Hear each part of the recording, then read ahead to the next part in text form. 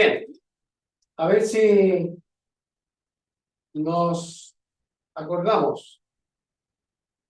Estamos estudiando lo que la Biblia dice acerca de este siglo y el venidero, y mayormente enfocados a lo que es la escatología. ¿Te acuerdas, Benjamín, qué era escatología? Los tiempos finales, Ya. Esteban, el estudio de los fines del fin. ya. Bien. Entonces, ahí es donde tenemos que apuntar. Escatología, entonces, es la ciencia o el estudio de los tiempos finales. ¿Ya? Eso lo tiene que quedar claro. Y como estamos viendo acerca de este siglo del venidero, lo que la Biblia enseña, lo que ya hemos descubierto, que lo que tiene fin, ¿cuál siglo es el que tiene fin? Bíblicamente hablando, ¿este siglo o el venidero? Este siglo tiene escatología, ¿ya? A ver si puedo mover eso de ahí para... Ahí se alcanza un poquito mejor. Ahí estamos entonces con el esquema.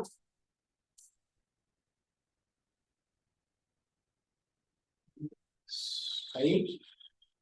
Eso es lo que tenemos. ¿Ya se acuerdan? A ver si... Ismael, ¿qué tal si nos explicas tú qué significa ese esquema? Por favor. ¿Qué significa ese esquema? Según lo que hemos visto. Lo que hemos visto hasta ahora es que hay algunos hermanos que interpretan que este siglo nos incluye a nosotros y es en un futuro el siglo venidero. ¿Ya? Y eso implica que están esperando que haya una segunda venida que tiene que suceder, que Cristo tiene que volver por segunda vez. Y eso implica que cuando Él venga por segunda vez comenzará el siglo venidero que ellos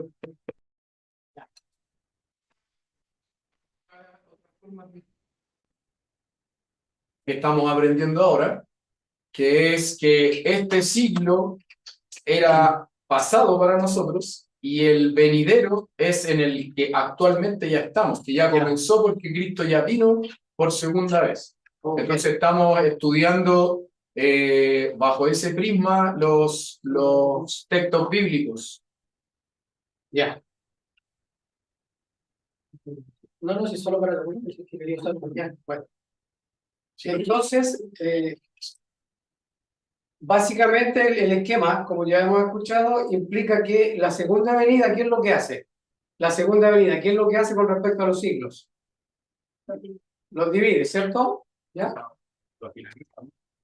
Finaliza uno, claro, y establece permanentemente, o sea, para siempre, el venidero, ¿ya? Ok, súper. Y ahí entonces vimos que lo que conversaba nuestro hermano Ismael al respecto de las distintas líneas de interpretación que tenemos con respecto a los dos siglos, ¿ya? Y lo que hace la segunda venida. ¿A quiénes le llamamos futuristas? Los que creen que todavía las cosas se tienen que cumplir. Ya. La segunda venida. ¿Los que? Los que piensan que la segunda venida es un futuro para nosotros. Ya, bien. Ahí entonces nos va quedando un poquito más claro. ¿Quiénes serían los preteristas? Los que creen que ya las cosas ya se acontecieron. Ya, los preteristas creen que la segunda venida ya pasó, ¿ya? Y que estamos en el ciclo venidero. Y que estamos en el siglo venidero, correcto. Y los cielos nuevos, y la tierra nueva, la resurrección y el juicio, todo eso ya pasó, ¿ya? Parece un poco raro porque siempre nos enseñaron distinto, pero entonces es súper bueno que entre los creyentes en la iglesia se dan estos diferentes grupos, así conocidos, ¿ya? Y lo que también hemos aprendido es que la palabra siglo es tomado del griego, que la palabra es eón. ¿Y qué significa eón o siglo? ¿Qué es lo que significa? Una edad, una época, un periodo determinado, etc. Y depende del contexto, se traduce de distintas maneras en las escrituras, especialmente la que tenemos nosotros, ¿ya? Y también vimos que se podía hablar de una era mosaica. ¿Cuál era la era mosaica, bíblicamente hablando? Están bajo el pacto de Dios. Ya, bajo el pacto mosaico, que es la ley, ¿ya? Y también la era mesiánica. ¿Cuál era esa era mesiánica? Están bajo el La era del Mesías, de cuando el Señor viene, ¿ya? Desde cuando aparece el Señor, y estamos hablando de que sería su primera venida, ¿ya? Y de ahí en adelante, entonces, era mesiánica. Y vimos también que, y esto es súper importante, por eso que lo repito, ¿ah? ¿Ya? Súper importante, estos 8 puntos que estamos viendo acá es lo que nos permite llegar a las escrituras con reglas básicas que son las que se ocupan para interpretar cualquier texto, y especialmente, punto que tenemos acá, es para la Biblia, ¿ya? Entonces, a ver si, ¿qué significa texto en su contexto? Esteban, ¿qué significa texto en su contexto? Texto en su contexto. ¿Qué significa? Con tus palabras. El texto que se está viendo, hay que ver también el contexto Ya, de ya, lo que se está hablando, por así decirlo. correcto. O sea, si estoy viendo un versículo, ¿qué tengo que hacer? Contexto. Lo que están un poco antes, lo que están un poco después, y establecer un contexto, un panorama, ¿ya? Bien. Básicamente significa eso. Cuando hablo del autor, ¿qué significa cuando se dice acá el autor o el que escribe? ¿Por qué es importante? A ver, Eso no podría identificar el propósito con el que fue escrito el libro. ya Y en el tiempo. podría establecer varias cosas. Bien, súper. Y también cuando habla de los destinatarios, Matías, ¿qué significa cuando se habla aquí en la escritura y la regla dice que yo debería conocer los destinatarios? ¿Por qué es importante eso? Así interpretamos hacia quién iba el versículo, lo que se quiere decir dentro del texto. Ya. Entonces establece a quiénes se está dirigiendo el autor, el que escribe, quiénes interactúan. Y es importante porque también nos da más detalles, ¿ya? Porque en el mensaje, lo que se dirige, ya sabemos a quién está siendo dirigido. Ok. ¿Por qué es importante también la gramática? ¿Por qué es importante la gramática? A ver, Ismael. Porque le va a dar el sentido al mensaje, nos Ya. va a llevar a entender el sentido del mensaje y a ser más claros a la hora de poder entender ese mensaje. Ya. Bien importante, las palabras tienen significado, cada palabra significa algo, entonces por eso es importante conocer la gramática, ¿ya? Y en la gramática tenemos lo que es el nombre, el artículo, los verbos y cosas de ese tipo, ¿ya? Por lo menos que sepamos algunas cosas así, es importante porque de esa manera podemos transmitir nosotros lo que queremos expresar.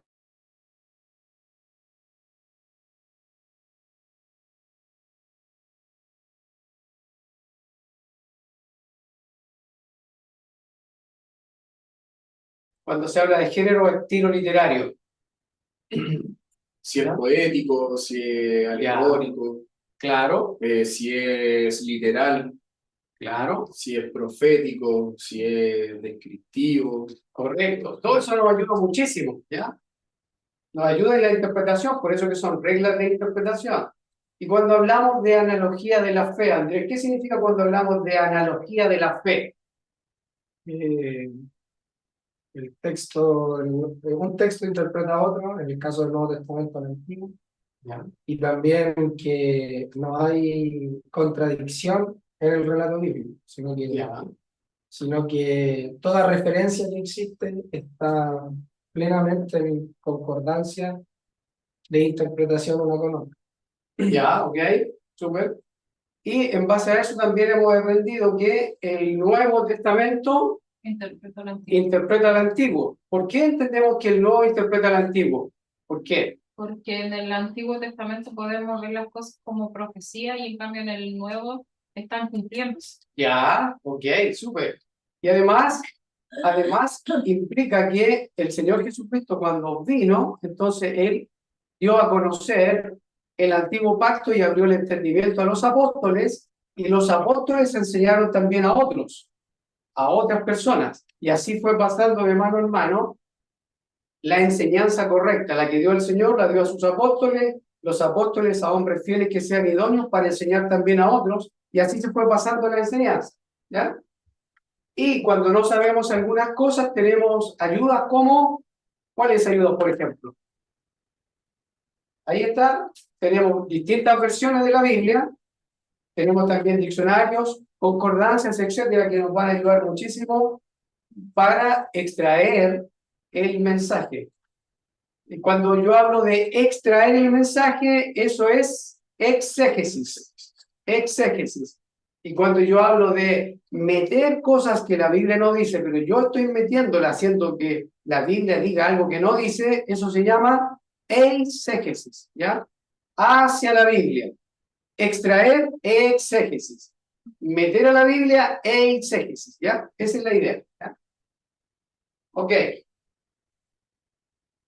En lo que hemos visto, estuvimos también en lo que significaba la blasfemia contra el Espíritu Santo. Y ahí está el esquema para hacerle memoria, ya para que vayamos siguiendo el hilo y recordando lo que ya hemos visto. Ahí tenemos lo que es la blasfemia contra el Espíritu Santo, y eso está en Mateo capítulo 12, ¿ya? Para que recuerden. Ahí se habla de este siglo y en el venidero, y según lo que aprendíamos, lo que hemos aprendido, es que existía la posibilidad, una de las interpretaciones que hay, es que la blasfemia contra el Espíritu Santo se dio en este siglo y de una manera distinta en el venidero también podría darse. No se daría igual, pero habría que matizar, explicar que en el venidero, en el siglo venidero, se podría dar blasfemar contra el Espíritu Santo al resistir, al negar al Señor Jesucristo, que es la obra del Espíritu que lleva el Evangelio al pecador. Entonces, si se resiste, entonces ahí podríamos estar hablando de que se está resistiendo, blasfemando al Espíritu, haciéndole al Espíritu Santo como que no fuera de Dios, ¿ya? Algo así, ¿ya? Pero la blasfemia probablemente tal se dio en este siglo y eso lo pudimos ver que fue en la época de los apóstoles, en la época del Señor, porque se decía que la obra del Señor Jesucristo la hacía por medio de ¿quién? No del Espíritu, sino que Belcebú, ¿ya? Bien. Y ahí nos preguntábamos, para ir tratando de ir avanzando, en qué siglo estamos viviendo nosotros actualmente en el 2025. Ok. Seguimos haciendo repaso. Vimos también la parábola del sembrador, ¿ya? Ahí. Y vimos que era importante. ¿Por qué era importante la parábola del sembrador? ¿Quién se recuerda? ¿Por qué era sumamente importante la parábola del sembrador? Correcto. Si no conocemos, si no entendemos la parábola del sembrador, el Señor les dijo a sus discípulos que cómo iban a comprender las demás. Por eso es que es importante la parábola del sembrador.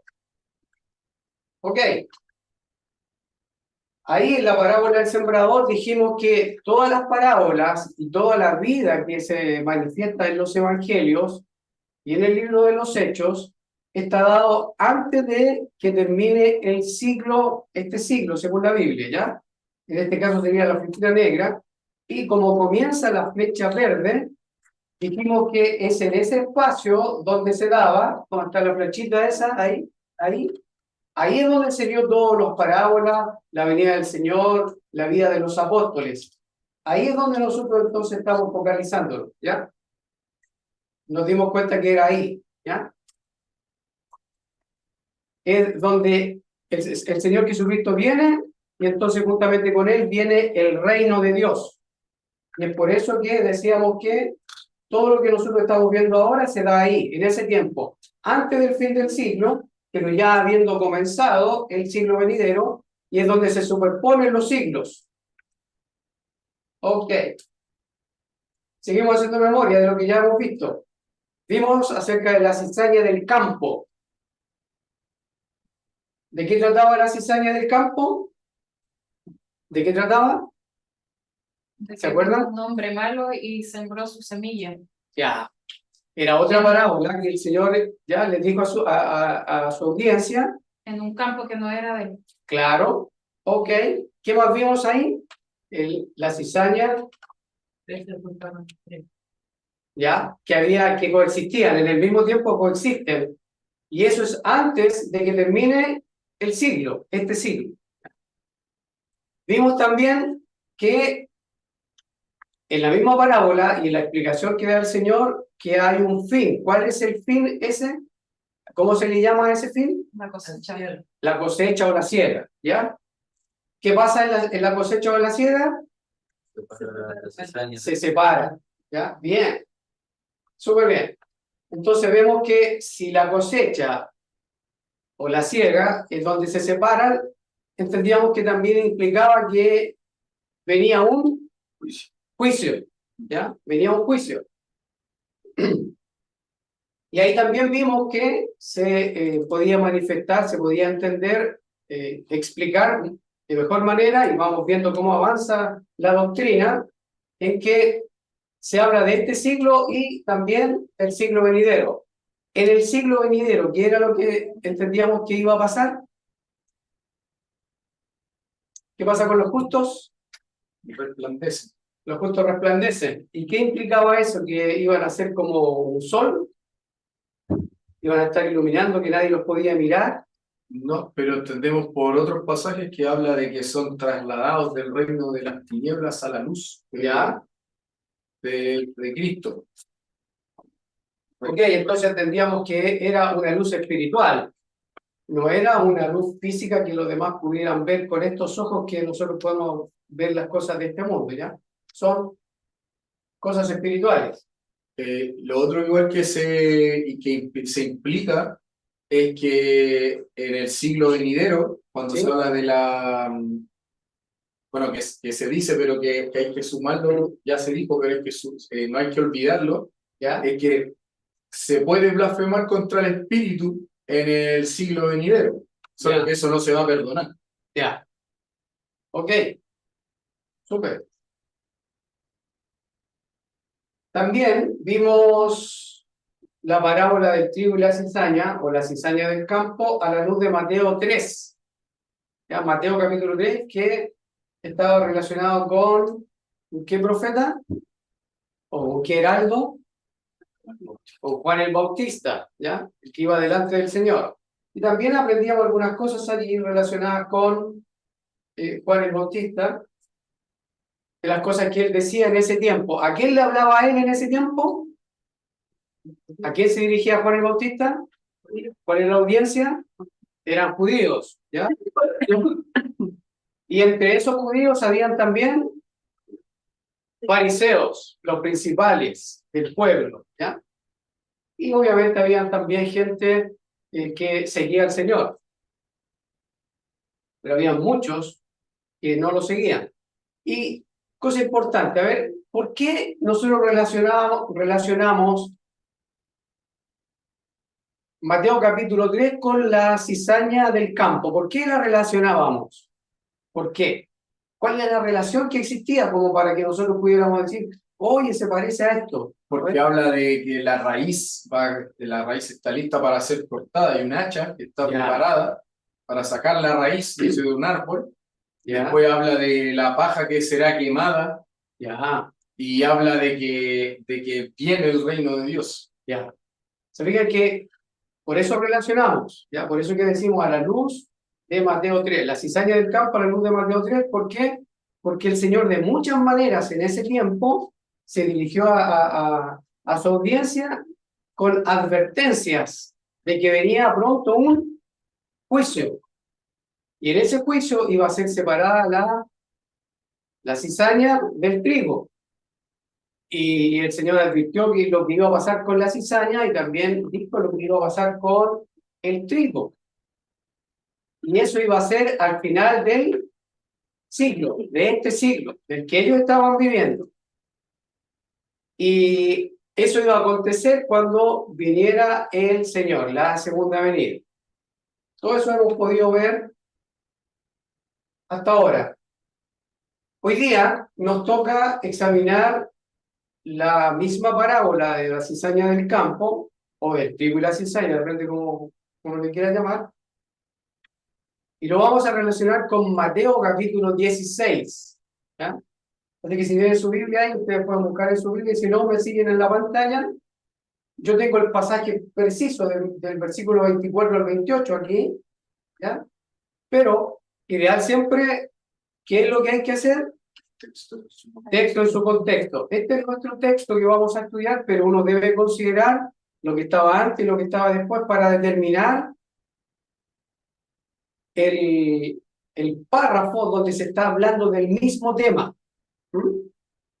Ok, a ver si... Matías, ¿qué tal si lo lees tú fuerte, poderosamente? Que se escuche, que se escuche en todo el mundo. Sí, lo que está ahí, el 24 al 28, por favor.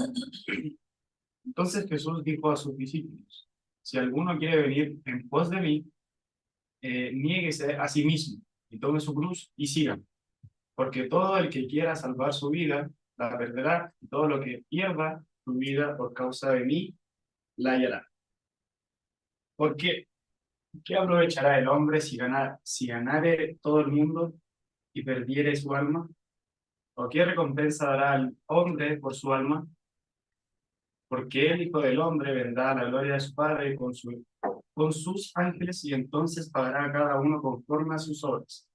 De cierto os digo que hay alguno de los que están allí que no os gustara la muerte y haya hallado y que haya hallado hasta que haya visto al Hijo del Hombre viniendo a su reino. Ok, muchas gracias. Ahí, ¿por qué, al leer el texto, ustedes, por qué entienden que está correcto que uno lo relacione con la cizaña del campo? Que uno diga esto a la luz de la cizaña del campo, sí tiene relación por estas cosas. ¿Se relacionan por qué? A ver, ¿mal? Porque la del sembrador se dice que los segadores eran los ángeles, Ya, la cizaña del campo. claro, que Ya. van a sacar la cizaña, que la van a dividir entre el grano y la cizaña. ¿Ya? Y acá dice que vendrá con sus ángeles y pagará a cada uno conforme a sus obras, que también está relacionado con lo que venía diciendo Juan el Bautista. Ya. Y además habla de que viene el reino. Ya. Y si viene el reino, ¿de qué reino es el que viene? Cuando se dice que viene un reino, significa que es un reino distinto al que está. ¿Se acuerdan que lo vimos también? Entonces, si viene un reino, ahí estamos hablando de otro siglo. Podemos hacer ese paralelo. ¿Ya? ¿Se queda claro entonces por qué decimos que a la luz de la cizaña del campo, Mateo 16, totalmente armonizan? ¿Ya? Porque son los mismos, el mismo tema, las mismas cosas que se van a dar. ¿Ya? La idea entonces ahora es que analicemos el texto. ¿Ya? Vamos a analizar el texto. El versículo 24 dice: entonces Jesús dijo a sus discípulos. ¿Qué entendemos ahí entonces cuando vemos el versículo 24? ¿Qué podemos extraer de ahí considerando las reglas? Tenemos la audiencia. ¿Cuál sería la audiencia? Los discípulos. ¿Y cuál sería el emisor, el que habla? El autor, el Señor Jesucristo. ¿Nos queda claro? ¿Ya? Después dice: si alguno quiere venir en pos de mí. ¿Quién es el que habla? El Señor. Entonces después dice: si alguno quiere venir en pos de mí, niéguese a sí mismo y tome su cruz y sígame. Ahora, ¿qué deberíamos entender por esas cláusulas que tenemos ahí en el versículo 24? Cuando dice: si alguno quiere venir en pos de mí, esa primera parte, ¿cómo la podríamos entender? ¿Cómo la entenderían ellos primero? ¿Ya? ¿Cómo la podrían entender ellos? Si alguno quiere venir en pos de mí, ¿qué es lo que le está comunicando el Señor Jesucristo a los discípulos, a su audiencia? ¿Qué es lo que le comunica? Quieren acompañarse. Si es que quieren acompañarlo, si quieren seguirlo, ¿ya? Y es un mandato, No de profesiones.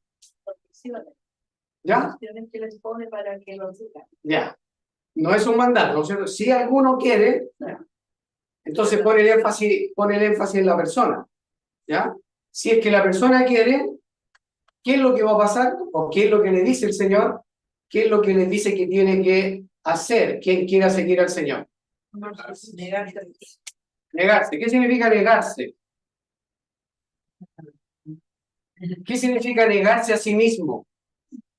No hacer tu voluntad, sino la voluntad de él. ¿Ya? Niéguese a sí mismo. Eso es lo más fácil, dices tú. Tú decías que era lo más difícil. Negarse a sí mismo. ¿Qué implicaría negarse a sí mismo? ¿Qué implicaría negarse a sí mismo? ¿Qué es lo que implica? Que nosotros no somos nada. Que no somos nada, ¿ya? Rendir la voluntad, o sea, ya no... El negar todo lo que mi voluntad quiera hacer, porque dice, niéguese a sí mismo y tome su cruz Ya, y sigan. Y entendemos que la cruz es símbolo de morir, ya, de que ya no tu voluntad, nuestra voluntad ya no es, o la voluntad de los discípulos, ya no es la que deben seguir. ya. ¿Se fijan por qué es importante lo que el Señor le va a decir a los que les está diciendo? Si alguno me quiere seguir, la condición es, tiene que negarse, tiene que tomar su cruz, y la cruz implicaría considerarse muerto. ¿Ya? Y sígame. Es un lenguaje, entonces entendemos que es, la persona tiene que ir y buscar una cruz y empezar a cargarla para seguir. No, ¿cierto? Es un lenguaje espiritual, ¿ya? O poético, ¿ya? De manera que la persona debería entender que tiene un costo, hay un costo allí. ¿Y cuál sería ese costo? Que debe considerarse muerto. ¿Ya? En cuanto a la voluntad, el querer hacer sus propios deseos, entonces un muerto no tiene deseos. Esa es la idea. ¿Ya? Por eso que es fácil, ¿no es cierto? Considerarse es súper fácil. Pero eso es un lenguaje espiritual. ¿Ya? Y va a ser muy importante cuando vayamos examinando los demás versículos. Vamos a ver por qué es importante. Después dice el 25. A ver, y más léelo, por favor.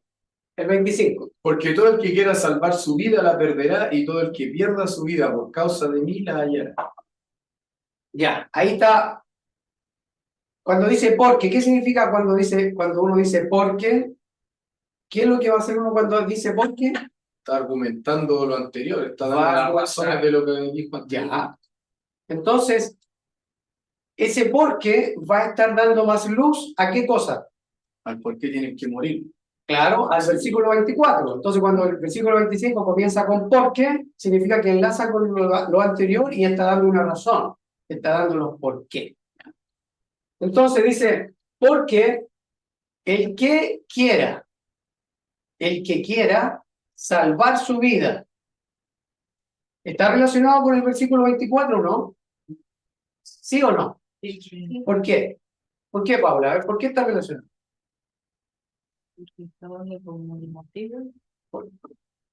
Está dando el motivo. ¿Ya? Está dando el motivo. ¿Por qué se relaciona además por el versículo 24? Porque al querer venir en pos de él, que es la vida, ¿Ya? que se entiende que el seguirle a él, deberían estar motivados en seguirle a él, porque él es el rey del reino que ha de venir. Él es el rey que les da la vida. Al decirles eso, les está diciendo que seguirle a él, implica salvar su vida. Ya. Entendiendo que todos quieren salvar su vida. Entonces, por eso les dice, el que quiera salvar su vida, la perderá porque está confiando en su voluntad. Y como ya les dijo que tenían que morir para seguirlo, ahí le explica, después le dice, y todo el que pierda su vida por causa de mí la hallará. O sea, tienen que morir para seguirme y encontrar la verdadera vida. Entonces, si es así, la primera parte, todo el que quiera salvar su vida, si la relacionamos con el versículo 24, ¿a qué parte se refiere? ¿O cómo lo relacionamos? Al venir en pos de mí. ¿Ya? Si alguno quiere venir en pos de mí, niegues a sí mismo. Y si después dice, porque todo el que quiera salvar su vida, implicaría que se está negando o no se está negando. No se está negando, ¿ya? Entonces lo relacionamos con que Ser conforme. no está siendo de aquellas personas que realmente quieren seguirlo. Entonces, ¿cumplirían o cumplirían la condición? ¿La cumplen o no? No, ¿por qué? Porque quieren salvar su vida. El que quiera salvar su vida. Entonces, en el versículo 24, si alguno quiere venir en pos de mí, debe considerarse muerto, debe tomar su cruz. Y si la cruz implica morir, entonces el que quiere tiene que considerarse muerto. ¿Ya? Y entonces cuando dice, porque el que quiera salvar su vida, ya no está cumpliendo la condición esa. Y después dice, el que quiera salvar su vida, la perderá. La perderá. ¿Por qué dice la perderá? Porque la quiere salvar. Pero dice, si yo quiero salvar mi vida, la voy a perder. Sobre un discípulo. Si estuviéramos en ese tiempo, y entonces yo estoy ahí y escucho al Señor y yo digo, yo quiero salvar mi vida. Pero el Señor dice, si tú quieres salvar tu vida, la vas a perder. Es como un poco contradictorio, ¿cierto? Si yo la quiero salvar, la voy a perder. A ver, Jan. A mí me lleva a pensar entre el versículo 24 y 25, porque ahí el Señor igual estaba hablando de forma profética. Ya. Porque ellos, ¿cómo tomar la cruz? Poniéndonos en el lugar de ellos, y como, ¿cómo voy a tomar mi cruz? Entonces no entendían a lo mejor el significado que iba a pasar después, al tiempo después. Ya. El hecho de que el Señor haya dicho ahí que Él iba a estar en la cruz, iba a morir, entonces estaba hablando también de forma profética. Súper bueno, ¿ya? Esos son los lapsos que al estar estudiando nosotros vamos a ir entendiendo mucho mejor la Biblia si ocupamos las reglas, si nos esforzamos todos y nos ayudamos. ¿Ok? Entonces, claro, lo que dice Jared es correcto. Al seguir leyendo, uno se da cuenta de que ellos están viviendo en una época muy distinta a la que nosotros ahora, en el 2025, estamos viviendo. Ellos estaban viviendo en el primer siglo, antes de que el Señor Jesucristo fuera a la cruz. ¿Ya? Eso ya lo hemos visto, por eso es que es súper bueno traer lo que ya hemos aprendido y seguir con ese contexto que ya Dios nos dio a través de su palabra, usando las reglas de la hermenéutica para que al seguir examinando textos como este nos estemos ubicando donde estaban ellos y entendamos un poco el contexto histórico y las vivencias que ellos estaban experimentando. Así es que parece contradictorio ahora para nosotros. Pero si nos damos cuenta de lo que decía Janet, que el Señor Jesucristo está a punto de ir a la cruz, y ellos son seguidores de Él, ¿ya? Implicaría que los seguidores de Él, ¿qué les va a pasar? También van a padecer, van a morir, muchos de ellos. ¿Ya? Súper bien. Entonces después dice, el que quiera salvar su vida la perderá, y todo el que pierda su vida por causa de mí, la hallará. ¿Ya? ¿Con qué relacionamos entonces el versículo 24? O sea, esas dos cláusulas que tenemos allí. Y todo el que pierda su vida por causa de mí, la última cláusula, todo el que pierda su vida por causa de mí la hallará. Ese todo el que pierda su vida, ¿cumpliría la condición? Sí. ¿O no la cumpliría? Sí, la cumple. La cumple, ¿ya? Entonces ahí tenemos dos clases de personas. ¿Cuáles serían esas dos clases de personas? Los que se niegan a sí mismos y se consideran muertos y siguen a Cristo, ¿Ya? y los que quieren seguir viviendo bajo su voluntad y no siguen a Cristo. ¿Ves? Y es lo mismo cuando uno relaciona con el trigo y la cizaña, vemos que está relacionado porque hay una separación. Hay unos que cumplen una condición y hay otros que cumplen la otra. ¿Ya? ¿Se ve que hay esa división ahí? Y ahí también está hablando de la resurrección. Ya, El hecho de que diga, el que pierda su vida por causa de mí la hallará. Eso Correcto. significa que al morir súper, van a resucitar. súper bien, ¿se fijan?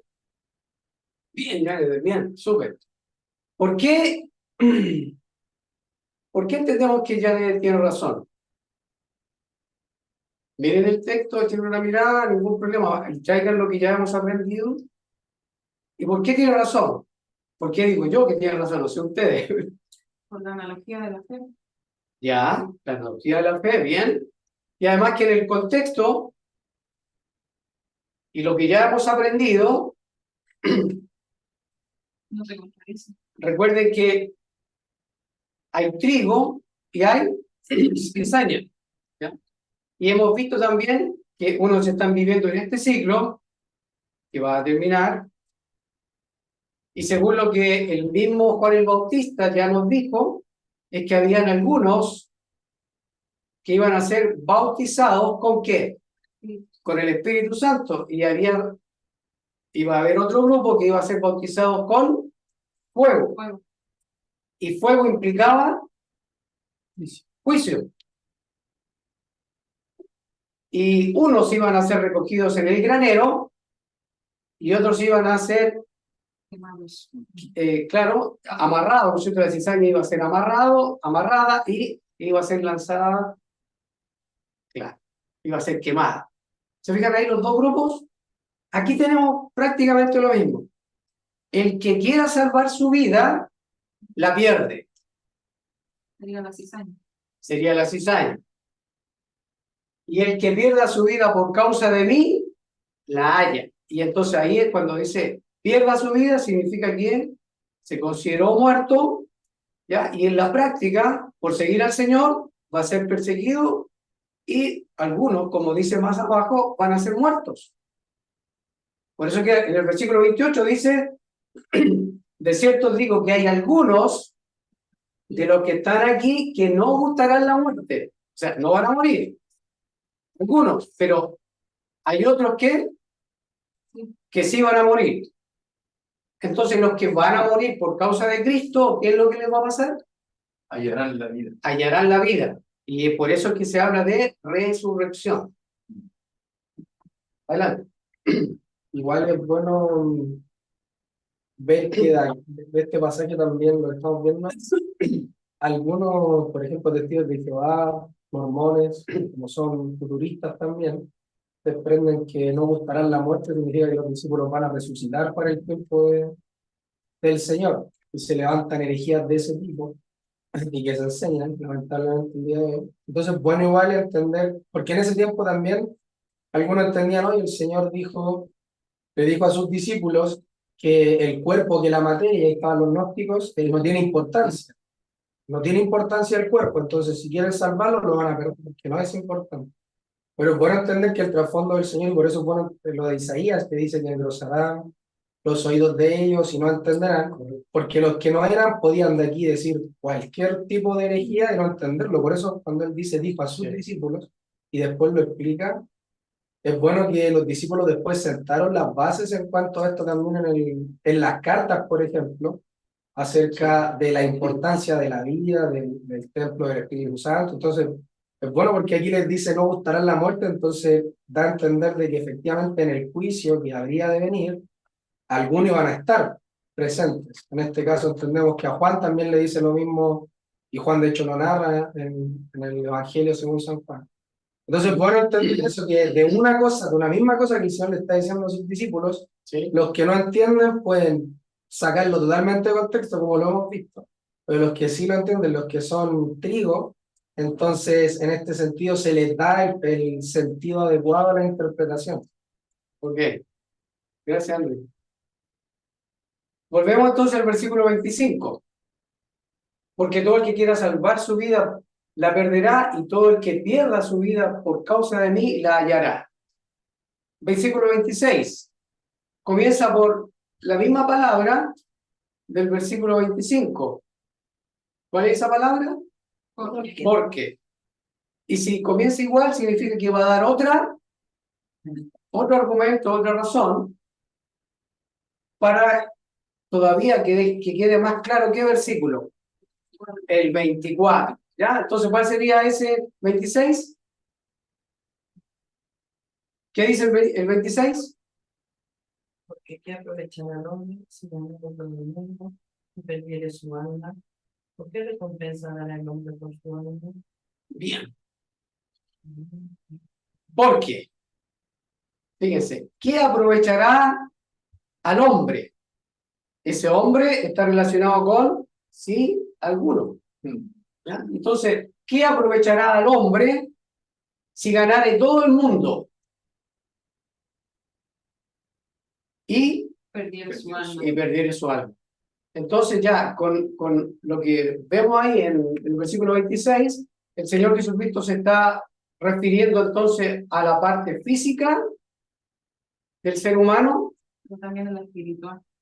se está refiriendo a la parte espiritual, el alma, ¿ya? Perdiere su alma. Entonces cuando dice, si alguno quiere venir en pos de mí, niéguese a sí mismo.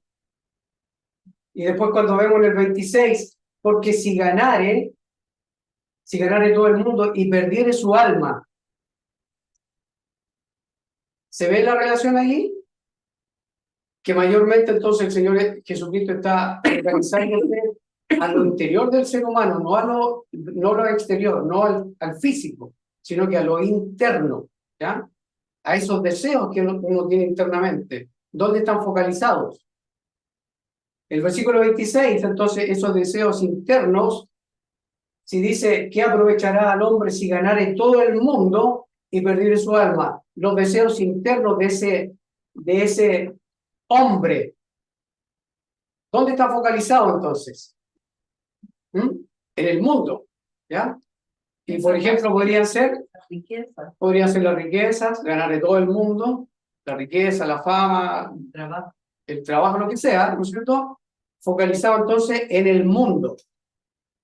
Salvar su vida física. Se capta ahí que está relacionado más con lo terrenal, con lo que estos ojos pueden ver, puedan palpar, no está relacionado con lo más importante que es el alma, porque dice, y perdiere su alma.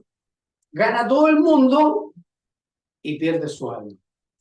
Le recuerda, yo sé que ustedes han leído la Biblia muchas veces, especialmente el Nuevo Testamento, le recuerda a alguien que está relacionado con que juntó muchas riquezas y después le vienen a decir, oye, han venido a pedirte tu alma. ¿Se acuerdan? La parábola del rico. Claro. Entonces, ahí nos damos cuenta que el énfasis allí es lo interno.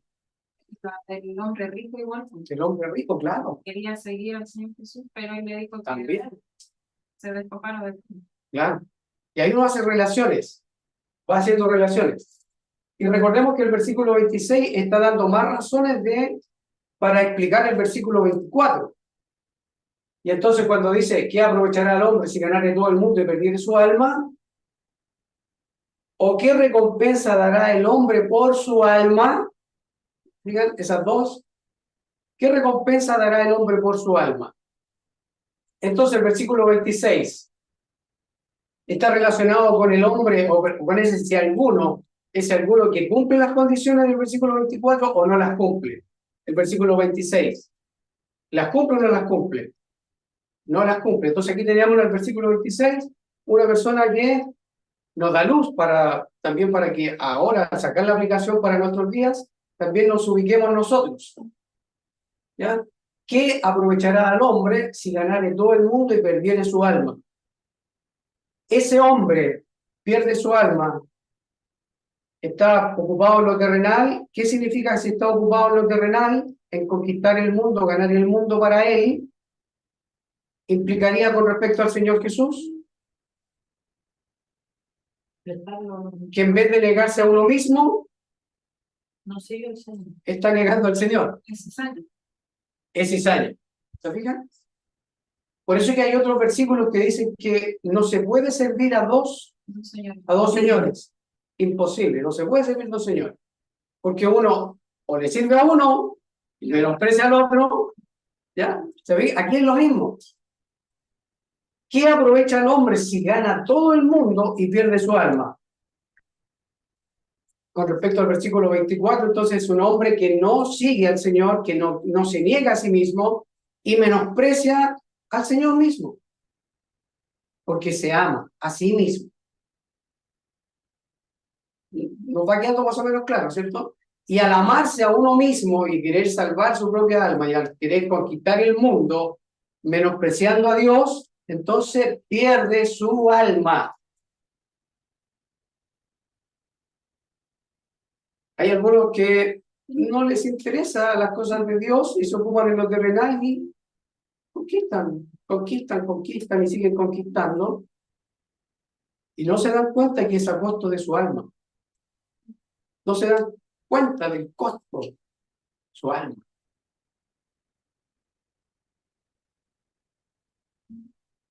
¿O qué recompensa dará el hombre por su alma? Versículo 26, la última parte. ¿O qué recompensa dará el hombre por su alma? ¿Se fijan? ¿Qué recompensa dará el hombre por su alma? ¿Qué implica eso? ¿Qué significa? Es una pregunta retórica. Ya. Porque dice, ¿qué recompensa puede dar el hombre por su alma? No hay ninguna. Se responde solo a la pregunta. No se puede, no hay nada tan valioso como el alma. Claro. Entonces no hay nada más valioso que el alma. Pero Ismael, si yo conquisto el mundo, lo conquisto. ¿Podré pagar con todo lo que logre? ¿Podré pagar la recompensa por mi alma? No, porque también se está implicando que todo lo terrenal no tiene valor en el reino del Hijo del Hombre. Ya, Eso es lo que se está implicando también. correcto. Entonces lo podría pagar. Y aparte que los salmos dice que la redención del alma, ningún ser humano la puede pagar, ninguno. Y ahí también podríamos considerar lo que dicen o sea, lo que se hacía en ese tiempo y en el Antiguo Testamento con el tema de la ley de Moisés, Ya, que ninguno podía cumplir la ley, entonces tenía que estar haciendo sacrificios para poder pagar por sus pecados. correcto. En este caso, el hombre no de ninguna forma, aunque dé muchos atributos, todo eso para poder pagar eso, no lo puede hacer. Entonces ahí se toma en consideración que hay uno solo nomás que pudo hacerlo. Claro. Correcto, súper bien. Andrew, La otra pregunta sería, cuando dice qué recompensa dará el hombre por su alma, ese dará, ¿a quién se la tiene que dar? claro, eso podría ser una buena pregunta. Y obviamente nosotros decíamos ¿a quién? No va a ser al enemigo del alma, diablo, en el contexto, sino que tendría que ser a Dios. ¿Ya? ¿Qué recompensa? Si vivió una vida en desprecio a Dios. Se da cuenta que está claro, son argumentos, ¿ya? Ese por qué va a estar dando más argumentos acerca del versículo 24, ya lo hemos visto. ¿Por qué? El versículo 27, ¿cómo comienza? ¿Por qué? Porque. ¿Qué significa entonces eso? Otro argumento que nos va a estar dando, ¿ya? Y que va a estar relacionado con el versículo 24 y con lo que ya he dicho anteriormente. ¿Por qué? ¿Qué dice entonces el versículo 27? Más léelo fuerte, súper fuerte. Porque el Hijo del Hombre vendrá en la gloria de su Padre por sus ángeles, y entonces pagará a cada uno conforme a sus obras. ¿Qué implica el versículo 27 entonces? ¿Mm? Implica juicio, ¿ya? ¿Qué más? ¿Qué más implica? La profecía de Daniel también se Implica la profecía de Daniel que se va a cumplir, ¿ya? ¿Qué más? Es que para algunos es juicio, y es lo que estábamos viendo en el esquema, para unos es juicio, y para otros es salvación, es hallar esa vida. Claro. Y eso es súper importante entender que cuando el Hijo del Hombre viene, para uno es salvación y para otro es condenación. ¿Ya? Recordemos que en el día del juicio, o en cuanto a la parábola de la cizaña del campo, o del trigo y la cizaña, cuando viene la siega, unos van al granero, o resplandecen, según la misma parábola, y otros La cizaña en este caso es atada en manojo y es quemada. Y según lo que vimos en Mateo capítulo 3, ¿ya? También habla de juicio. Ok. Cuando dice la última parte del versículo 27, y entonces pagará a cada uno conforme a sus obras. ¿De qué nos habla eso? De la ley. Nos habla de la ley, ¿ya? Nos habla de juicio, nos habla de retribución. Pagará a cada uno conforme a sus obras. Y si lo relacionamos con el versículo 24, ¿qué podríamos decir? Porque entendemos que ese argumento también está relacionado con lo que dijo en el versículo 24 el Señor. Entonces, ¿qué va a pasar con aquel que se negó a sí mismo y siguió al Señor? ¿Qué va a pasar? Entonces, se le va a pagar cada uno conforme a sus obras. Si él entonces se consideró muerto, siguió al Señor, ¿es cizaña o es trigo? Es trigo. Se ve que está relacionado. Y también con la misma parábola.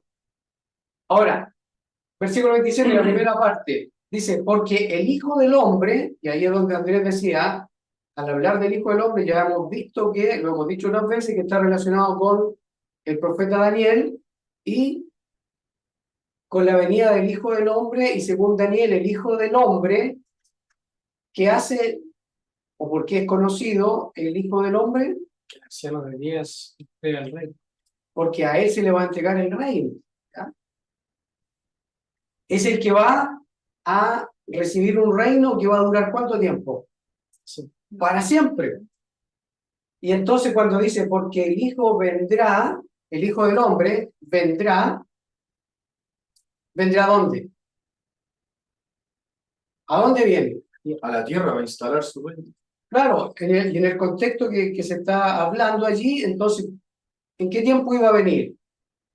Tiempo de él. En el tiempo de ellos, ¿ya? Porque se le está dando otro argumento de aquellos que se niegan a sí mismos y siguen al Señor tomando la cruz, ¿ya? Entonces, es en ese tiempo, porque el Hijo vendrá, el Hijo del Hombre vendrá, entonces viene un reino. Y ya vimos que había el reino de Satanás en el tiempo en el que el Señor vino. Ya lo explicamos la otra vez. Aquí viene otro reino. Vendrá y dice en la gloria de su Padre. Vendrá, el Hijo del Hombre vendrá en la gloria de su Padre. ¿Con quién viene? Con sus ángeles. Con sus ángeles. ¿Y cómo relacionamos eso con respecto a la parábola de la cizaña del campo? Los segadores.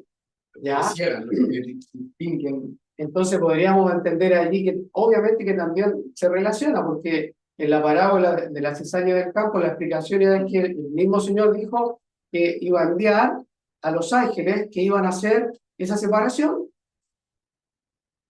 Ok. Y después dice, y entonces pagará a cada uno conforme a sus obras, y vemos entonces retribución y juicio. ¿Ya? Vamos bien hasta ahí. ¿Preguntas? ¿Comentarios? Versículo 28. El versículo 28 ahora.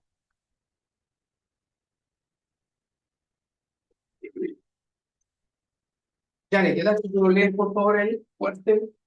De cierto os digo que hay algunos de los que están aquí que no gustarán la muerte hasta que hayan visto al Hijo del Hombre venir en su reino. Ok. Aquí el Señor dice, en verdad les digo, de cierto, o va bien, de cierto os digo, en verdad les digo. Cuando Él dice, de cierto os digo, de cierto os digo, ¿ya?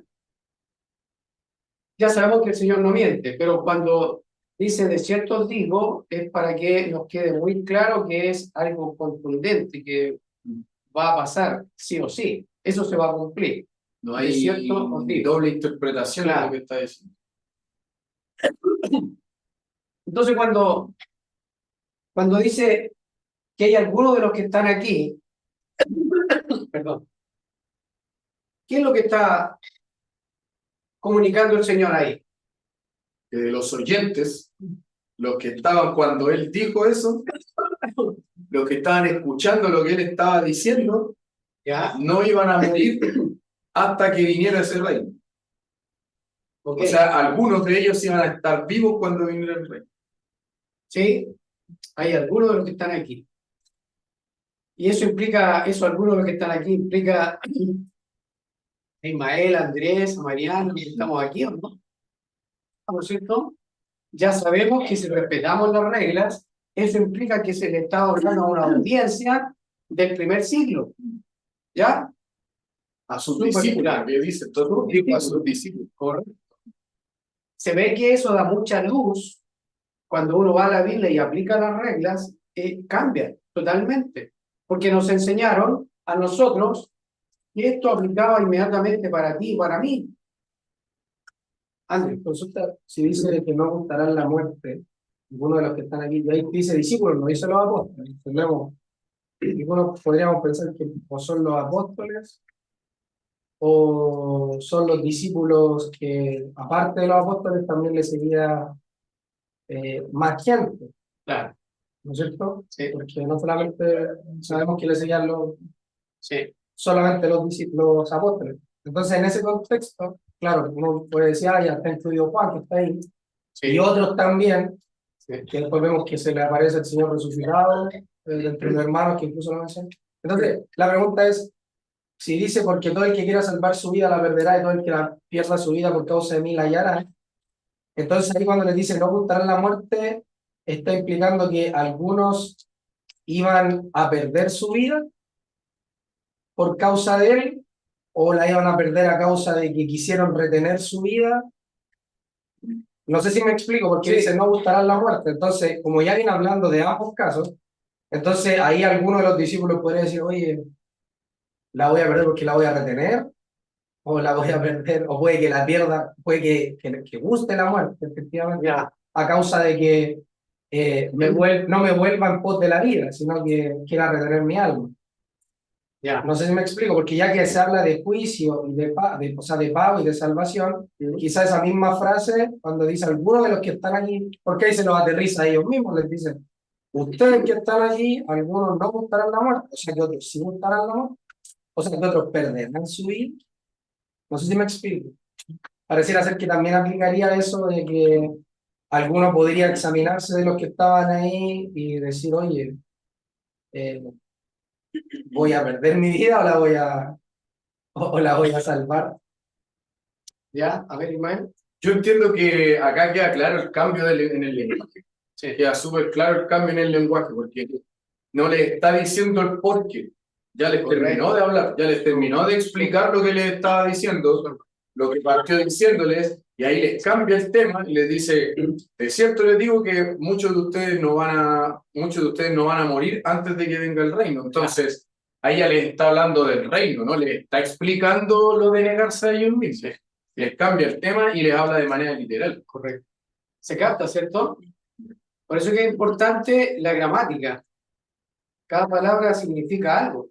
Entonces, es súper importante entender eso. Ya no está dando argumentos para el versículo 24, sino que ahora levemente hay un cambio, una variación que uno debería hacerla, ¿ya? Y se va, en el mismo contexto se da a entender, ¿ya? Pero lo que se dice es bueno porque uno podría interpretarlo de esa manera si no está atento a esos cambios que en el mismo lenguaje se hacen.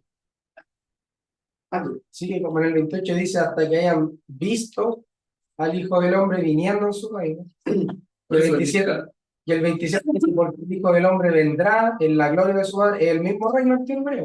Claro. Entonces, por eso preguntaba, como dice, que no gustarán la muerte. Sí. Es por eso. Sí. ¿Y por qué es importante esos tres argumentos, 25, 26, 27, que están relacionados con el 24? Porque los tres argumentos están relacionados con el versículo 24 en pos o en vista de que el Hijo del Hombre viene, ¿ya? Y viene para pagar. Y por eso que es importante saber, el Señor le está diciendo, van a haber algunos, ¿ya? Que van a tener que negarse a sí mismos si quieren salvar su vida, y el que la quiera salvar la puede perder, o sea, la va a perder. Y cuando se habla del versículo 28, ya ahí hay un cambio leve, ¿ya? Que va a estar como haciendo un resumen de todo y va a decir, de cierto os digo que hay algunos de los que están aquí, y cuando se habla de esa muerte, se habla de esa muerte en vista de el reino que ya vino, o ves que está viniendo. Los argumentos anteriores es en pos de que va a venir, o sea, todavía no ha venido, pero en el versículo 28 ya se ve que viene, ya está viniendo. Ahora ya. En cambio, los versículos anteriores ya se ve un poco más distante. Para ellos, un poco más distante. Ya sabemos que para nosotros todo ya ha pasado. Pero si nos ubicamos en el tiempo de ellos, la inminencia del reino es a un tiempo. No es enseguida, ahora ya, ¿ya? Entonces, cuando dice, hay algunos de los que están aquí que no gustarán la muerte, eso habla de muerte física. Cuando dice no gustarán la muerte, es una muerte física. No es que se consideran muertos a sí mismos, ya es muerte física. Ese es el leve cambio que hay allí. ¿Lo ven o no? ¿Ven que hay esa diferencia? Porque si alguno quiere venir en pos de mí, niéguese a sí mismo. O sea, eso es considerarse muerto, pero algo que le aplica a la misma persona, al discípulo, al que quiere ser discípulo. En cambio, aquí en el versículo 28 es algo que ya le aconteció a la persona y es una muerte física.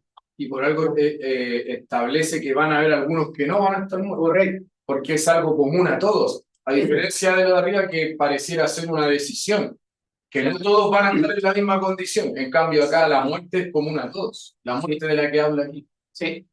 Y es bueno, por eso que adelante más. Sí, entonces 25 es muerte espiritual, o sea, considerarse muerto espiritualmente. 25. Cuando dice pierda, que pierda su vida, esa no es muerte física. Es algo que en la vida diaria la persona vive focalizada en lo terrenal y significaría que no se está negando a sus propios apetitos, a sus deseos. Por eso no es física, no es física. que pierda su vida. Eso No es física, pero la pierde. ¿Por qué la pierde? Por causa del Señor. Y ahí deducimos, entonces, deduce de allí que la vida es Espiritual. seguirle a Él. Cristo. Recuerde, el Señor Jesucristo dijo en Juan 14:6, yo soy el camino, la verdad y la vida. Por eso que al armonizar lo que es la analogía de la fe, uno se da cuenta que todo esto el Señor Jesucristo está diciendo, yo soy la vida. María José, súper fuerte para que se escuche acá. Pensaba que cuando dice ahí todo el que pierda su vida por causa de mí, nos pasa que nosotros en nuestra actualidad, el negarse a nosotros mismos y el perder nuestra vida en el sentido de eso, de negarse a uno mismo, no conlleva la muerte física. Pero en ese tiempo iba como mucho más ligada. Entonces, y además que el Señor venía hablando también de su muerte física. Entonces pienso que sí es espiritual, pero para ellos, en su época que estaban viviendo, sí les dio que pudieran también perder su vida física por seguir al Señor. Correcto. Súper. Súper. Y era inminente un juicio que iba a venir. Y los que no siguieron al Señor Jesucristo, de todas maneras iban a perder su vida física, porque iba a venir un juicio sobre ellos. Recordemos lo que había dicho Juan. Ya el hacha está a la raíz de los árboles. Y como el fruto tiene que ser espiritual, ellos no iban a dar fruto espiritual, entonces iban a ser cortados y iban a ser echados al fuego, porque cizañan. Se capta entonces, claro, esa relación que hay allí es sutil, pero hay que verla. Y por eso que el Señor Jesucristo también decía que algunos tenían ojos para ver y no veían, o oídos para oír y no oían, no escuchaban, no se respondía como Dios quiere. Entonces, de cierto digo que hay algunos de los que están aquí que no gustarán la muerte, versículo 28, hasta que hayan visto al Hijo del Hombre viniendo en su reino. Esa iba a ser una muerte física. Ahí el versículo 28 está hablando de muerte física. Todos van a morir. Todos van a morir. Pero algunos iban a estar vivos. ¿Para qué tiempo? Según el versículo, Para cuando- la venida del reino. para la venida del Hijo del Hombre, para la venida del Rey. ¿Se fijan? Algunos iban a estar vivos cuando viniera el Hijo del Hombre en su reino. Algunos iban a estar vivos, pero otros iban a estar físicamente también muertos. Y es lo mismo que el Señor Jesucristo advirtió en Mateo capítulo 23, lo podemos ver más adelante. Y se fija cómo está relacionado con el versículo 24, porque dentro de sus discípulos, ¿ya? Iban a morir. Y ahí el versículo 28 dice, hay algunos de los que están aquí que no gustarán la muerte. Y eso implicaría que otros sí que la van a gustar. ¿Ya? Pero ahí el versículo 28 está hablando de muerte física. Los que se consideraron muertos para seguir al Señor, habla de algo interno, habla de cuidar su alma, de no buscar las cosas del mundo, ¿ya? Y de darle la prioridad al Señor. ¿Se fijan? Eso también aplicaciones para nosotros. En nuestra vida muchas veces nosotros postergamos como que si no nos importara, pero en la práctica nosotros estamos diciendo no nos interesa. ¿Se fijan? Si hacemos la aplicación, si yo tengo compromisos espirituales y los postergo por causa de cosas que son netamente terrenales, estoy diciendo no me interesa, ¿sí o no? ¿Sí? Aquí también podríamos estar viendo que se estaría contradiciendo con las creencias de otros hermanos con respecto al tema de la venida, o sea, de que el Señor vino. ¿Ya? Porque si lo leemos explícito, dice ahí de ellos, de los que están Sí, aquí. su audiencia, Entonces, sí. como que no estarían considerando al Hijo del Hombre los hermanos que creen que todavía tiene que venir. Claro, ¿Entiendes? Entonces, como que se contradicen con eso. correcto, porque no se ocupan las reglas. Si no se ocupan las reglas de la hermenéutica, uno dice cualquier cosa. Y es lo que nos pasó. ¿Ya? Entonces, hay algunos de los que están aquí que no gustarán la muerte, eso habla de muerte física. ¿Ya? María José. Sí, quería preguntar, pareció lo que estaba diciendo la Yane, que no tengo tan claro cómo es que interpretan los creyentes que son futuristas este texto, porque pareciera ser que es como tan claro, pero no sé cómo lo podrían ellos interpretar para que eso se diera en el futuro. Claro, ¿se acuerda que hace un par de años atrás invitamos a unos hermanos que nos acompañaran en las reuniones por Zoom?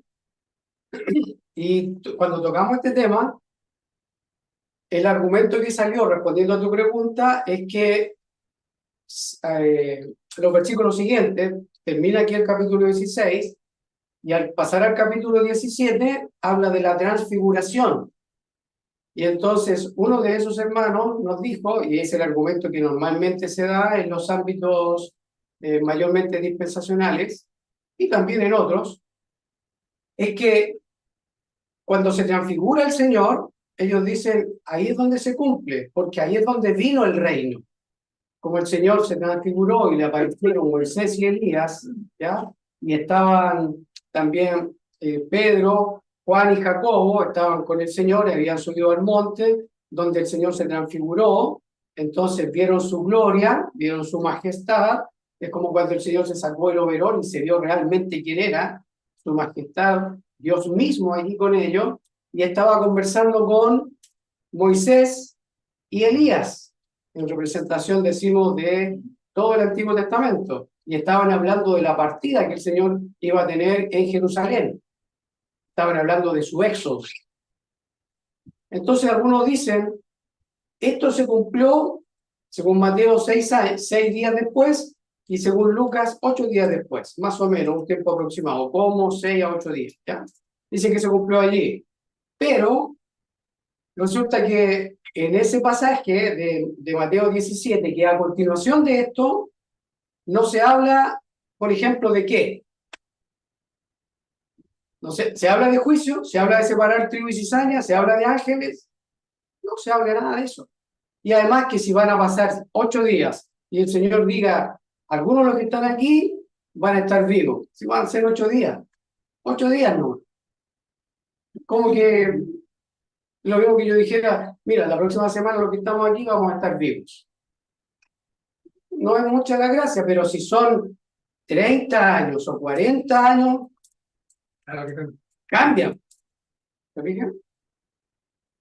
Entonces, cuando uno analiza y dice, no, Mateo 17 no cumple estas condiciones, la transfiguración no cumple las condiciones que se habla acá, no las cumple para nada, porque 8 días se les pedía que se negaran a sí mismos. No, esa negación debería considerarse muerto, no por 8 días, sino que para seguirle a él, siempre. Entonces Mateo 17, del 1 al 6, que es la continuación de esto, no cumple, ¿ya? No se cumple. Así que, bueno, la pregunta que hiciste, porque ellos lo interpretan así. En la transfiguración se cumplió porque ahí vieron al Señor viniendo en su reino, dicen.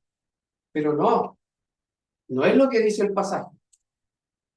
Andrés. Cuando uno lee el Antiguo Testamento, Jeremías 2, por ejemplo, que es la misma temática, el Señor les dice, ustedes confiaron en Asiria, en Egipto, y dice, 2 males ha hecho mi pueblo, me dejaron a mí, fuente de agua viva, y lavaron para sí cisternas rotas que no retienen agua. Sí. Y ahí él es la misma temática, después les dice, pleitearé con vuestros hijos y vendrá juicio, Sí. y díganle a sus dioses, sálvenme ahora, si es que acaso son reales, les empieza a decir el Señor. Y les dice, vendrá juicio, destrucción, y los que me amaron, entonces yo los preservaré, dice. Sí. Y es lo mismo acá, pues, es la misma temática, porque si uno dice, oiga, ahora cisternas rotas, claro, pues se prefirieron a ellos mismos, ellos andaban tras los delitos de los Baales, dice también Jeremías. Entonces, pareciera ser que la temática, por eso decimos que el Nuevo interpreta el Antiguo, en el Antiguo Testamento ya hubo un castigo para esa generación que actuó de esta misma manera, y el Señor acá no le está diciendo nada nuevo, eso es lo que diga. No le está diciendo nada nuevo a esta nueva generación, y el Señor de hecho, un poco más adelante en Mateo le dice a los fariseos, ustedes no son distintos de los padres que persiguieron a los profetas. Sí. Entonces, en ese sentido, claro, pues decía, ¿qué aprovechará el hombre si ganare todo el mundo y perdiere su alma o qué recompensará al hombre? Y después le dice, algunos de los que están aquí no buscarán la muerte. El Señor también le dice en Jeremías 2 que algunos iban a ser preservados a causa de que no se fueron tras los Baales ni su confianza estuvo en Asiria, en Egipto. Entonces, bien bueno ver que lo que se dijo en el Antiguo Testamento, en Cristo, en el Hijo del Hombre, en la profecía, se cumple ya a plenitud, a cabalidad, en esa generación. Sí. Y es bien importante, ahora cuando hacemos la aplicación para nosotros, hagamos el ejercicio de la aplicación ahora, porque eso es importante. ¿De qué manera nosotros, en este tiempo, ya sabemos que eso aplicaba para ellos? Ahora nosotros estamos sacando principios que nos van a ayudar en la vida para nosotros. ¿De qué manera nosotros podríamos estar negándonos a nosotros mismos y siguiendo al Señor o no? A ver, si me ayudan. A ver. Por ejemplo, cuando, yo creo que no sé si será, pero cuando tengo una discusión a lo mejor con alguien Ya. y pues, no, yo no alcanzo a discutir, sino que la persona me da otro argumento y no la comprendo y le bajo el perfil a las cosas o no me voy en mala, una cosa así, Ya. trato de comprender la situación, de bajarle la agresividad, algo que no haría si no tuviese el Señor, porque Claro. el Señor siempre quiere ganar. te quiere imponer a su forma de pensar. Claro. Es como, yo lo veo así, que ahora yo siento eso, y ya no hablando tanto de la situación, Sí. intentando ser pacífico. Claro. Bueno, y la idea es que cuando dice niegue a sí mismo, tome su cruz y sígame, la idea es, ya dijimos, considerarse muerto, y al seguir al Señor, cuando uno sigue al Señor, entonces implica que está en obediencia a Él. Y como es discípulo, como es aprendiz, empieza a aprender de Él. Y si empezamos a aprender y a seguir en obediencia a Él, vamos a estar respondiendo de esa manera en todas las circunstancias. Estamos siendo sensibles a su voz y estamos en obediencia honrándolo a Él. Cuando no lo hacemos así, implica entonces que el Señor Jesucristo no está ocupando la preeminencia en nuestra vida. Si, por ejemplo, hábitos espirituales, yo tengo hábitos espirituales cuando me piconean solamente, cuando con la picana me presionan para que lea mi Biblia, para que ore, para que tenga relación con Dios, no es algo que nace de algo interno mío, sino que me veo obligado a hacerlo por el que dirán. Y ahí siempre me estoy focalizando en el mundo.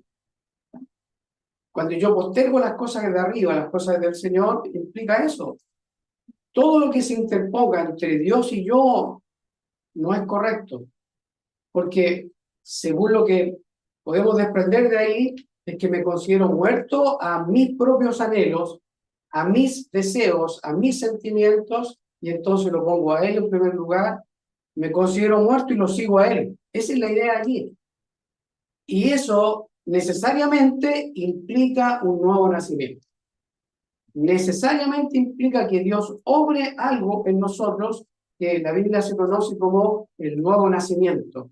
En las fuerzas propias yo no puedo ni tú tampoco. Necesariamente. ¿Y en qué se va a notar si yo nací nuevo?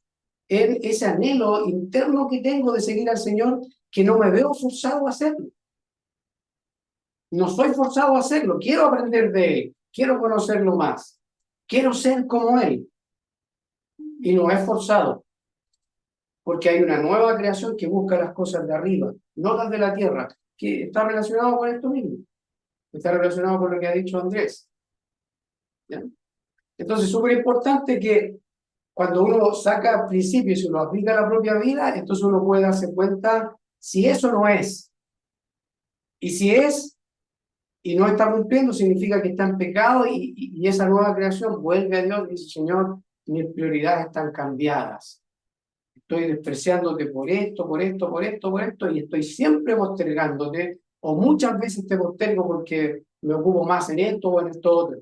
Y cada uno de nosotros sabe las prioridades que tiene en el corazón. Y todos, de alguna u otra manera, fallamos en esas áreas. ¿Cierto? ¿Qué dicen ustedes? Fallo yo no. Por eso también el Señor Jesucristo dice claramente, dice, por sus frutos. Porque Correcto. es imposible mantener esa mentira de hacerse parecer como un hijo de Dios sin ser. Tarde o temprano se manifiesta, sobre todo como acá se habla, en protegerse uno mismo, en el persistir en aquello que uno sabe que va contra la voluntad de Dios. Claro. Y los mismos apóstoles en las cartas también desarrollan ese engaño advierten sobre el engaño de creerse hijo de Dios sin serlo. Claro. Por cuando se habla siempre de las obras de la carne, los frutos del espíritu, de querer vivir una doble vida que no se puede. Sí. Fíjense que es bien importante esto porque, y es súper importante, a lo mejor el énfasis que yo le pongo no es lo suficiente porque es muy importante.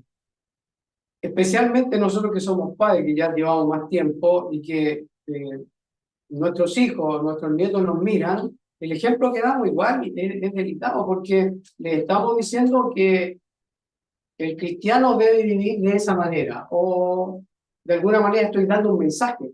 Todo lo que yo haga, todo lo que tú haces, da un mensaje. Si te dices cristiano y en tu vida, al análisis, según la Escritura, postergo a Dios postergas a Dios, entonces igual le estás dando un mensaje. ¿Ya? No pidas después algo a otros que tú no lo das, que yo no lo doy. No puedo exigir a otros algo que ni yo soy capaz. Entonces es importante que uno lo aplica para su propia vida, ¿ya? Y también nos sirve para aconsejarnos a nosotros mismos, porque muchos de nosotros a veces nos desviamos, y es bueno que a la luz de las Escrituras nos redargullen y nos digan, sal de eso, no te hace bien. Es un ejemplo que tú estás dando, tu actitud, tu manera de comportarte, especialmente con las cosas del Señor, como lo postergan, entonces se va a notar, sí o sí se va a notar. Por sus frutos se conoce el árbol, ¿ya? Y es por eso que es tan delicado cuando uno se constituye juez de otros, porque como se dice todo, cual más cual menos tiene pecado de vidrio.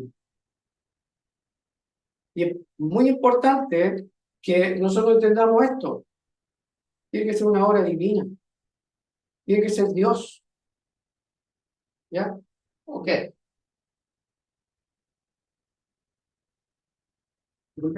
Ya. Que también en el versículo 27, cuando dice que entonces pagará cada uno conforme a sus obras, también podemos ver la misericordia del Hijo del Hombre cuando viene en la gloria de su Padre, porque obviamente a los que son trigo no les va a pagar conforme a sus obras, porque van a estar vistos en aquel que siguieron antes. Entonces también ahí se ve la gracia de Dios, siendo todos cizaña, después fueron cambiados, bueno, algunos fueron transformados, digámoslo así, de entre los que estaban ahí, que él quiso escoger, fueron transformados. Entonces cuando dice que pagará cada uno conforme a sus obras, entiendo yo que también se puede ver la gracia del Señor ahí, que no va a castigar obviamente al trigo porque es trigo, pero sí va a castigar a la cizaña por cuanto no quiso seguir al Señor, en ese sentido. ¿Ya? Porque el trigo va a dar buen fruto. Recordemos que a 30, 60 o a 100. Entonces, conforme a sus obras, 30, 60 o 100 igual. No, pero en En eso ese de, sentido. en eso de 30, 60, por eso digo que es Sí. él el que hace crecer, Correcto. por eso digo que es gracia de él que algunos ven a 30, Sí. a 60 y así, y aún así la retribución que él da, Sí. la hace él, pero también te retribuye siendo que todo viene de él, a eso hoy con que... Sí, eso sí. Por eso después vemos que dice el mismo Señor que la vanagloria, los apóstoles decían, no hay vanagloria, no debe haber vanagloria en nosotros, Correcto.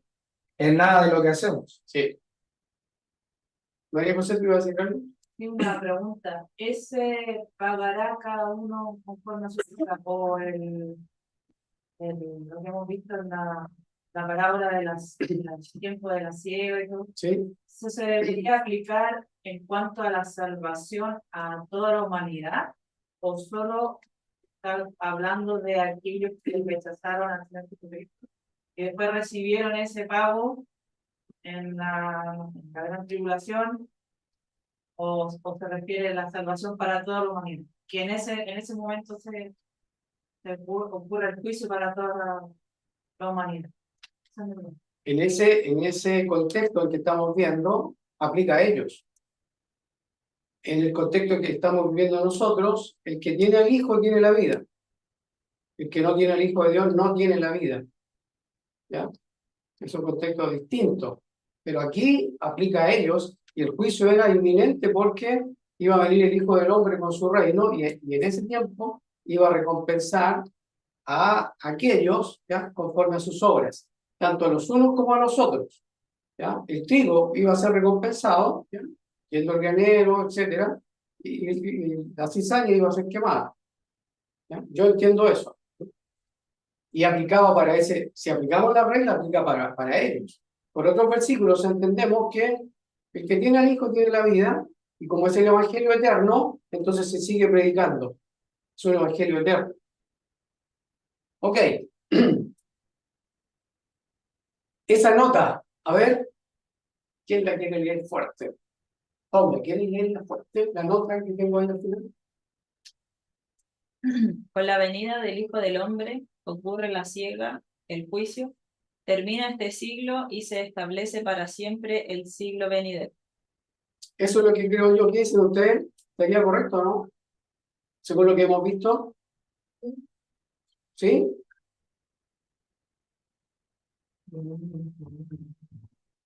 ¿Está bien o no? Con la venida del Hijo del Hombre ocurre la ciega, el juicio, termina este siglo y se establece para siempre el siglo venidero. Estaríamos, si armonizamos con la cizaña del campo, lo que ya hemos visto antes, ¿estaría correcto? ¿Sí? Ok.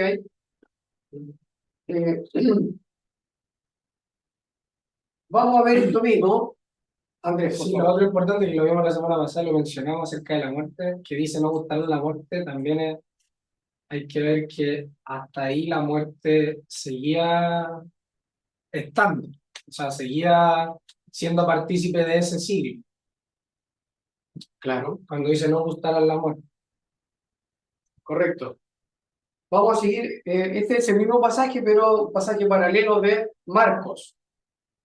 Es el mismo que examinamos ahora, pero ahora lo estoy viendo en Marcos porque agrega algo que me parece muy importante, y especialmente considerando el 9.1, Marcos 9.1.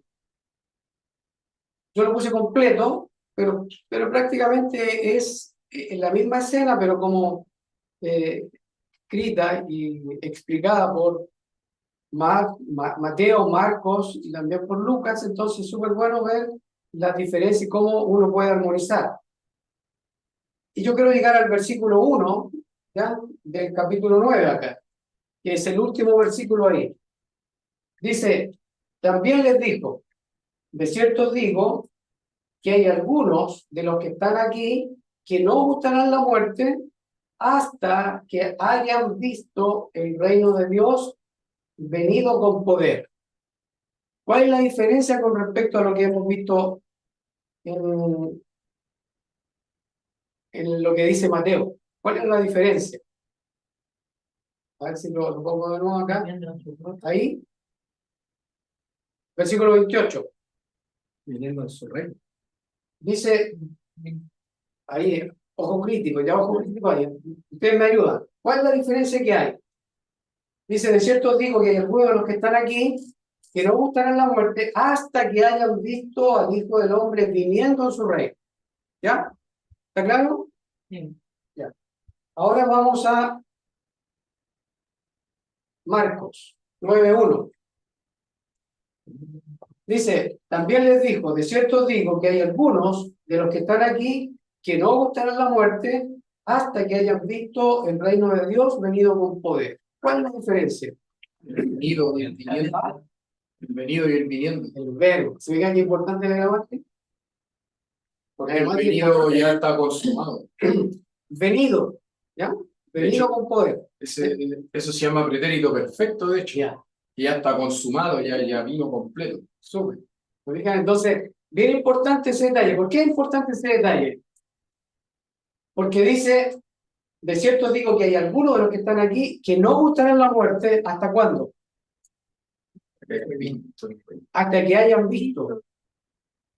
O sea, el reino está viniendo o ya vino. Para ellos, aún no llegaba. Aquí en el versículo 1 del capítulo 9. No, ya está venido, ya está listo. Está ahí. Ya está presente, ¿ya? Entonces, si es así, si entiendo correctamente, ustedes me dicen si no, yo deduzco de ahí que cuando venga ese reino, algunos de los que escucharon al Señor, todavía iban a estar vivos e iban a morir estando en el reino. ¿Qué dicen ustedes? ¿Está correcto lo que digo, no? Bueno, tonto. Dice así, dice hasta. ¿Ya? Entonces, perfectamente yo podría deducir de ahí que en el reino hay muerte, ¿sí o no? Sí. Mira, qué pensativo. Sí, porque una vez venido el reino, ya podían morir. Está analizando mi hermana. Súper bien. Que hasta, o sea, de que viniera el reino. No buscarán la muerte hasta que hayan visto al reino de Dios venido con poder. Y de hecho, Eso es lo que creo yo. ¿Qué ves tú? de hecho, va en línea con lo que les dijo, con lo que les dice de que el que pierda su vida por causa de mí cobra mucho más sentido después viendo cómo fueron capaces de morir por el Señor. Que ellos estaban dispuestos a lo que fuera con tal de vivir para el Señor y morían por el Señor. Entonces, claramente se entiende que ellos gustan la muerte, los que estaban vivos cuando vieron el reino venido con poder, gustan la muerte una vez que estando en el reino. Ya. ¿Se capta? Yo tengo una pregunta porque antes habíamos dicho que el que pierda su vida por causa de mí era espiritual. ¿Sí? Pero para ellos también toma el sentido real, porque ya vino el reino, entonces su muerte física es por causa del Señor, pero ellos no estarían dispuestos a morir por causa del Señor si anteriormente a eso no se hubieran negado a ellos mismos y no hubieran seguido a Cristo. Lo espiritual se manifiesta de manera física. Sí, pero en el texto, o sea, ahí en la superior habla de las dos. Sí, pues por eso en el texto es de las dos. Eso se habla de las dos igual antes. Se habla de las dos. Uno es considerarse muerto. ¿Ya? Ya sabemos que considerarse muerto necesariamente implica una obra de Dios. Perdón, que es el nuevo nacimiento. Morir juntamente con Cristo en el caso de nosotros, y en el caso de ellos considerarse muerto con el que iba a padecer también, porque para ellos era futuro la muerte de Cristo. Pero el hecho de que el Señor ya les advirtiera, ya les apuntaba a eso. Cuando ellos tenían que identificarse con el Señor en su bautismo, el bautismo del Señor, según Romanos 6, entonces entendíamos eso. Y como el mismo el Señor enseñó en Juan capítulo 3, que para ver el reino, para entrar al reino, tenían que nacer de lo alto. ¿Te acuerdas? Entonces aquí vemos las dos, vemos un considerarse muerto, que era algo espiritual, interno, propio de la persona, ¿ya? Experiencia propia, y la muerte física, que es lo que estamos viendo acá. Son las dos. Claro, yo por eso había preguntado antes que los discípulos entonces podían entender, puede ser que pierda mi vida físicamente, por eso le había... Esa era la pregunta Sí, que siempre dos. había hecho al principio. Todos me dijeron que tiene un cambio sutil, que Ese le cambio, está hablando lo mismo. el cambio sutil es que, bueno, a lo mejor no debería usar sutil, decía sutil porque se habla de muerte, considerarse muerto, que era algo espiritual, interno, propio de la persona, y después era algo que iba a acontecerle a todos los discípulos, la muerte física. Claro, pues, ya, esa es la pregunta que yo estaba Hacer haciendo. las dos cosas, por eso decía yo que ahí se ve sutil, aparentemente, pero es claro, por lo menos Claro. para mí me queda claro que apuntaba a esas dos. ¿Ya? ¿Todos lo vemos igual o no? ¿No? Ok. Casi listo ya. Pero también cambia el 35, cuando dice, por todo el que quiera salvar su vida, ¿verdad? Y todo el que pierda su vida por causa de mí del Evangelio, ese también, Agrega el Evangelio, claro. claro, eso también se añade. Sí. Ok. Entonces, ahora hacemos el esquema. ¿Ya? El esquema, a ver si nos va quedando claro, y estamos a punto de terminar. Entonces, tenemos eso. En este siglo, hay un más, si te lo tú fuerte. ¿Qué pasa en este siglo? Los discípulos del Señor Jesús debían negarse a sí mismos, tomar su cruz y seguirlo. Los que quisieran salvar su vida la perderían y todos los que pierdan su vida por causa del Señor la hallarían. Algunos de los discípulos del Señor morirían antes de la venida del Hijo del Hombre y otros morirían estando en el reino de Dios. Eso sucede en este siglo. En ese siglo. ¿Y estamos de acuerdo, no? ¿Ven lo mismo? ¿Sí? ¿Sí? Ok. Entonces, con respecto al siglo venidero, tendríamos eso. Cuando viene el reino, viene el Hijo del Hombre, viene con sus santos ángeles en la gloria de su Padre. Ojo que cuando dice en la gloria de su Padre, que es que viene como venía el Padre en el Antiguo Pacto, en el Antiguo Testamento. Venía de esa manera, ¿ya?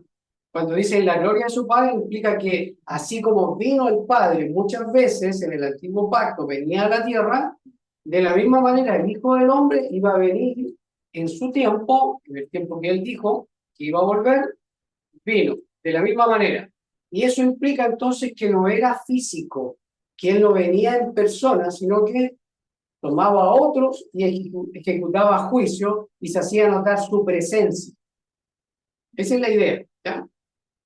Tenemos que sacarnos la idea de que el Señor iba a venir o que prometió venir físicamente a la tierra después que había ascendido, que iba a volver físicamente. Eso no iba a ocurrir, porque iba a venir como había venido el Padre. Recordemos que el Señor Jesucristo dijo que lo que ve hacer al Padre, eso es lo que hace Él, y de eso no se sale. ¿Ya? Entonces, súper bien porque nos saca de la idea de que tenemos que esperar ese otro argumento, que tenemos que esperar que Él va a venir en forma física. Ya sabemos que ya vino y que eso de que iba a venir en forma física no es lo que la Escritura, a la luz de lo que podamos entender, lo que la Biblia enseña. ¿Ya? Lo que pasa es que ese argumento de que va a venir en forma física se ha esparcido mucho, dada lo que le dicen los ángeles a los apóstoles cuando lo ven ascender. Que así mismo como lo vieron, lo van a ver, claro, lo van a ver venir. Pero lo que dicen los ángeles no necesariamente implica que iba a volver tal cual, sino que le está diciendo, no, estén tranquilo porque va a volver. Lo vieron irse, también va a volver.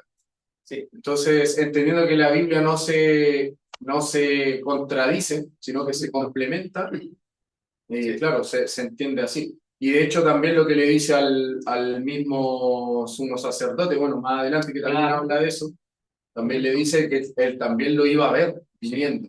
Sí. Entonces, y él no, entendemos que no es parte del reino. Sí, cuando se habla de la parucía o de la venida, porque en el griego una de las palabras que se ocupa es parucía, y la parucía implica presencia. No necesariamente implica que uno lo pueda ver con estos mismos ojos, sino que es su presencia, o sea, que Él se manifiesta y los demás perciben que es Él. ¿Ya? Ahora, con respecto al siglo venidero. Entonces dice, se implica en el siglo venidero. ¿Qué se implica? ¿Qué se implica? Claro. ¿Se implica o no? Sí. ¿Ven lo mismo que el reino del Hijo del Hombre es lo mismo que el reino de Dios? Sí, de hecho la parte final de Marcos 9:1 tiene mucho que ver con lo que estamos viendo del traslave que se habla de que sucede en la transición. Algunos van a morir antes y otros van a pasar estando vivos físicamente a ese reino, lo que implica que van a morir también en ese reino. Correcto. Y tiene que ver con lo que estábamos hablando, o sea, van a morir en ese reino por causa de Cristo y hallando su vida, hallando la vida eterna. Ya.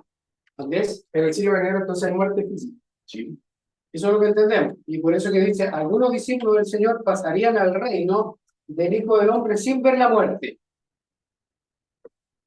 pero morirían estando en el reino de Dios, en el reino del Hijo del Hombre.